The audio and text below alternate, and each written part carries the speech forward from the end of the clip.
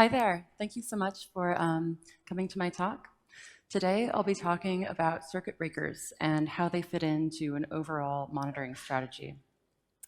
So I do post-deployment SecOps at OpenZeppelin, a lot of monitoring, automation, alerting, that kind of thing. So post-deployment. And why am I talking about circuit breakers then? Because this is part of pre-deployment. It's because this is a really important part of the security approach throughout the protocol lifecycle. And at OpenZeppelin, we really like to talk about shifting security to the left. So having really, really solid security practices in place as they emerge in our field, learning about them and implementing them at every step of the way. So this is what most of us think about when we think of a circuit breaker.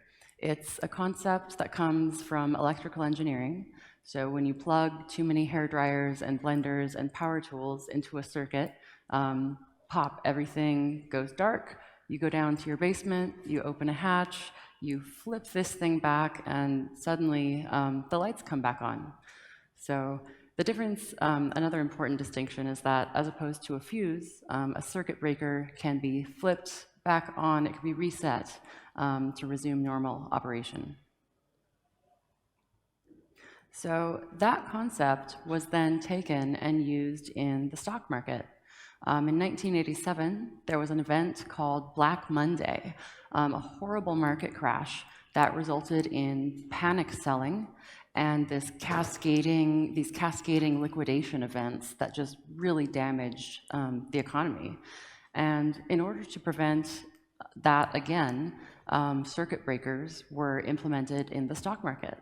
So at the beginning of the pandemic, the S&P 500 took a lurch. It dropped by 7%, and there was a 15-minute pause enacted to prevent these cascading liquidations and panic sell-offs, so preventing a lot of potential harm. And now we have EIP 7265. It is one interpretation of circuit breakers in crypto.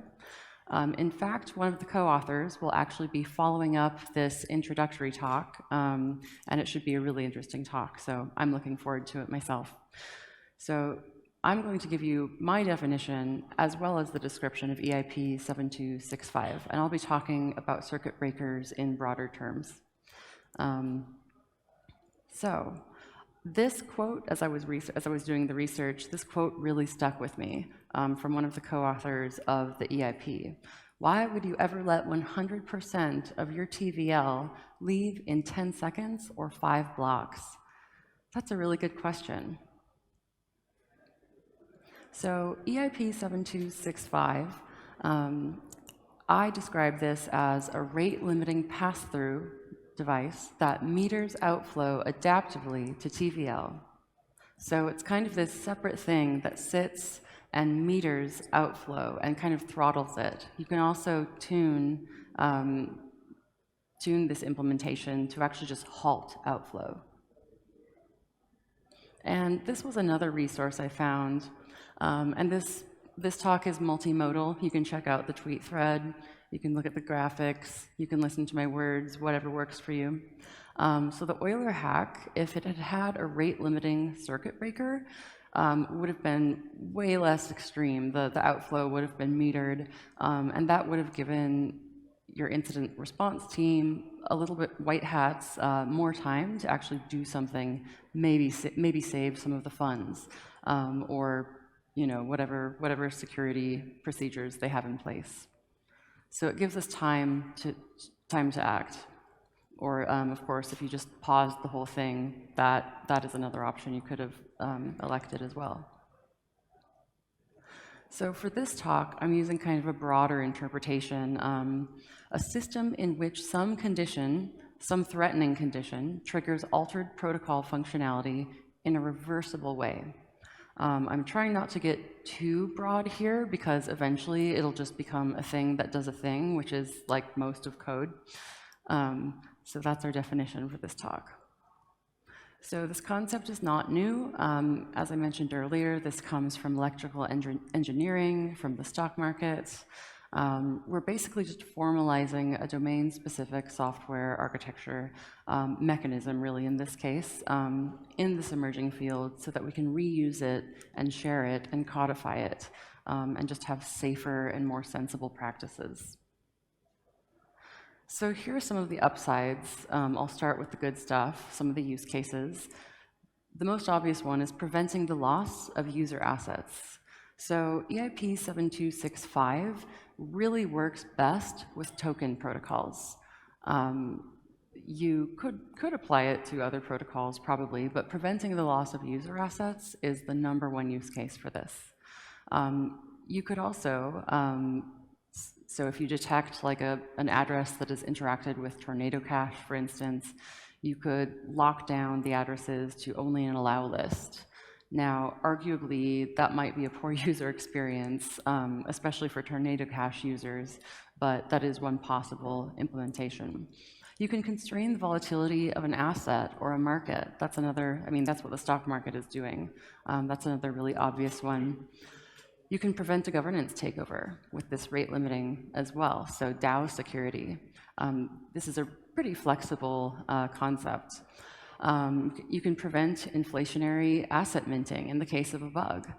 You can prevent these nasty liquidation cascades that just have secondary, tertiary negative impacts in the ecosystem.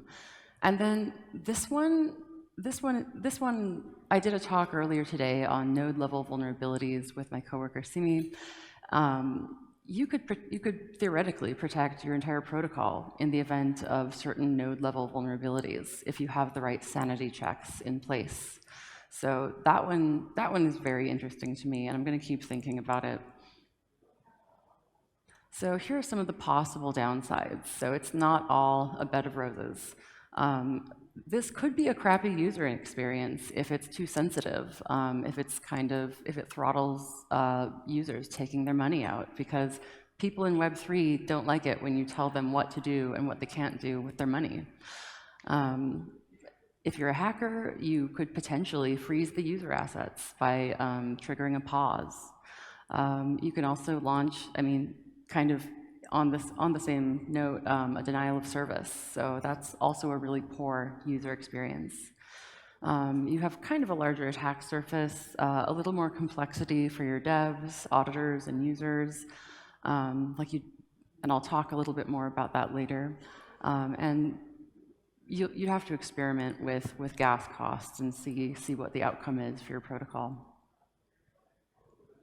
So there's really a wide range of design complexity for circuit breakers. I'm going to give you a really simple example in a second here. A single intervention point, on-off, pausable, for instance, using simple or manual triggers. So either it's totally on-chain or like a block scanner attached to like a bot with an EOA could trigger that pause. Here on the right, we have Pepe in a Lambo, a little more complex than the scooter, multiple intervention points, more likely to modify functionality like the EIP 7265. So you've got rate limiting, allow list restricting, that sort of thing. And you might have just a little more complexity in the mechanism. It might use a time lock, oracle, or advanced triggers. And here's a really simple example. So OpenZeppelin has a library called Pausable, which allows you to just pause the contract. Let's assume that only one address is allowed to mint, and it only mints 100 tokens at a time. So on-chain, if the amount is over 100 Ether, we have our sanity check. The contract pauses itself, or another contract can call pause. If you want an off-chain block scanner, it checks it, so a transaction actually succeeds. So you might lose some Ether, but then it elicits this bot with an EOA and the pauser rule to actually freeze the contract. So that's a really, really trivially simple example. So in the wild, there are protocols that are already using this. And this one, I'll just read through it so you can see what an in the wild example looks like. If you want to learn more, you can scan for the blog entry. So Aave, the proof of reserve by BGD Labs on Avalanche pools. This pulls in Chainlink, so it's kind of a more complex example. Anyone can call this public method execute emergency action of the executor for the desired pool. The executor asks the aggregator if any of the reserves are unhealthy. This aggregator uses Chainlink's proof of reserve feed for every token enabled in the pool of interest. And if at least one reserve is compromised, so for Aave v2, it disables borrowing for every asset in the pool and freezes the exploited assets. For v3, the broken asset is frozen and its LTV is set to 0. So this is an interesting example that I found in the wild. So here are some triggers. Consider your sanity checks, especially if you want to cover like a node level vuln. Consider your sanity checks, invariants, prerequisite conditions, anything in a require statement, conditions that should never happen. You know it should be absolutely impossible for these conditions to happen, but that might be a good target for a circuit breaker. You might use market conditions, either macroeconomic or local, to the pool of interest. Account identities or previous on-chain activity. Let's say some address associated with the Lazarus group or something, you could lock down your protocol. Ownership or auth or permissions changes. And finally, you could have a trusted actor or a bot EOA for an absolute emergency manual trigger. And that could be something off-chain, either a human or a bot. So there are a lot of design considerations, implementation considerations, if you're going to use a circuit breaker. Human, bot, on-chain, off-chain. Do you want modified functionality? Do you want a total freeze? Rate limiting? Do you want to trigger allow lists, special functions, just modified functionality? Do you want privileged actors and roles, outside actors, or just totally on-chain, totally self-contained? So if you're going to be integrating a circuit breaker, here are some considerations. So being in post-deployment SecOps, I would love to see monitoring and alerting set up to let everyone know, sound the alarm if a circuit breaker has been triggered to either severely rate limit or freeze. Consider the connected protocols and how your circuit breaker is going to affect them. Especially consider your users. Write thorough documentation, let them know that they might be throttled or censored if the allow list is triggered. Very thorough documentation, because investors will need to think about how this will affect their behavior and how they interact with your protocol, especially if it's a token protocol. You might need SLAs in place with larger institutional clients, because if a circuit breaker either throttles or triggers a freeze, you could consider that a kind of outage. So there could be some wide-ranging effects. And that's pretty much the end of my circuit breaker talk. We're going to get into it a little deeper with Phil's talk coming up really soon. Thank you so much for your attention today.